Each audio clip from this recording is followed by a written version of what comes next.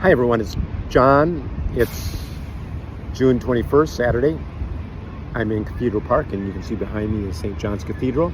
I have a story that I've been keeping in my mind somewhere and I'm going to tell you about it. I was in Kramatorsk. Kramatorsk is a mid-sized town in southern Ukraine, Donetsk area. And at the hotel I was staying at, there was a New York Times reporter along with his Ukrainian drivers and translators. And at one point, he became extremely angry and started shouting and yelling at two of these Ukrainian drivers and translators in the area where the restaurant was located.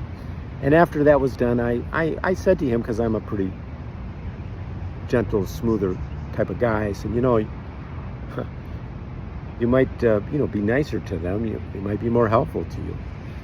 And he didn't appreciate that. And the conversation died down pretty quickly, and I went my way. Well, the next day, he just laid into me when he had an opportunity down in this restaurant. No one else was around. And he told me what he thought about me. And he was very critical.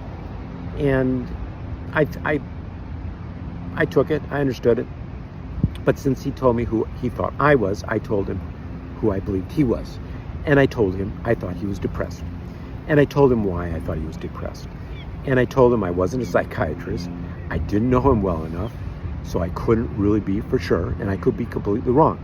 But I told him I believed that he had been unsuccessful at his job because he wasn't able to get the stories that he wanted for the New York Times while he was in Kramatorsk or other parts of Ukraine for the period of time he was here, and that he was rotating out, and he was depressed about the fact that he was rotating out, although he was probably going to Germany for a rest.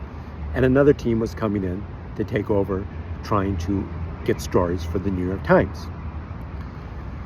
Well, later, when they were leaving, just before they were leaving, they were packing up their cars, the translator came up to me.